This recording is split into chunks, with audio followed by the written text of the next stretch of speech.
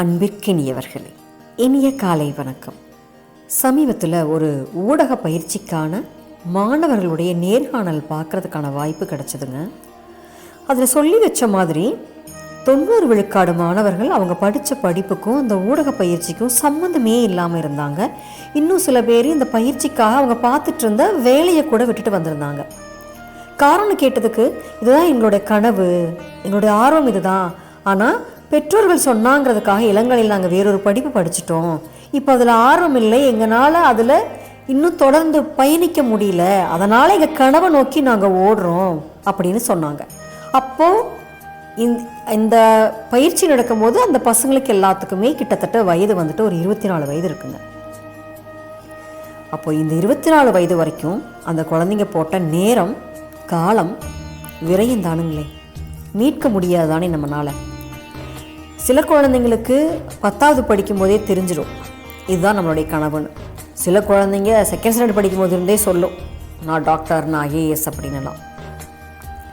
சில குழந்தைங்களுக்கு காலேஜ் முடிச்சுட்டு வந்தால் கூட தோணாது, அப்பா நீ என்ன சொல்கிறியோ படிக்கிறேன்ப்பா, மாமா நீங்கள் என்ன சொல்கிறீங்களோ நான் படிக்கிறேனுங்க, அந்த மாதிரி அடுத்தவங்களுடைய சாய்ஸுக்கு விட்டுற குழந்தைங்க நிறைய பேர் இருக்கிறாங்க.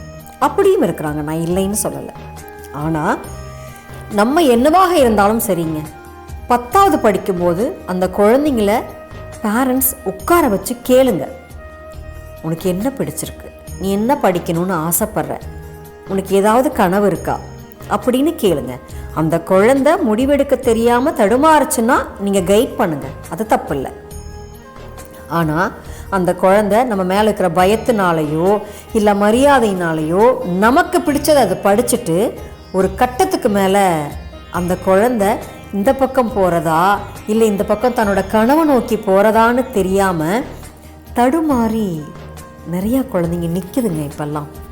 அந்த தவிப்பு ரொம்ப ரொம்ப கஷ்டங்க. அது அந்த இளம் வயசில் இந்த மாதிரி ஒரு கடுமையான காலகட்டத்தை நம்ம அந்த குழந்தைங்களுக்கு கொடுக்கக்கூடாதுங்க.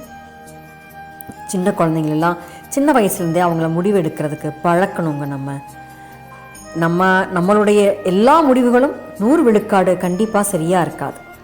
அப்போல்லாம் இந்த கொஞ்ச நாளைக்கு முன்னாடி இருந்ததெல்லாம் வேறீங்க, அந்த காலகட்டம் வேறு, அந்த குழந்தைங்க வேறு, ஈவன் நம்மெல்லாம் இருந்ததே வேறு. ஆனால் இப்போ இருக்கிறதெல்லாம் வேறீங்க.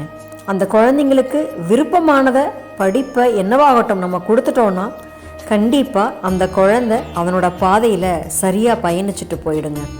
படிப்போ வேலையோ எதுவாக இருந்தாலும் அந்த முடிவை அந்த குழந்தைங்களை எடுக்கிறதுக்கு விடுங்க. அதே மாதிரி அந்த குழந்தைங்களுடைய பக்கத்துக்கு உறுதியாக சப்போர்ட்டிவாக நீங்கள் நில்லுங்க.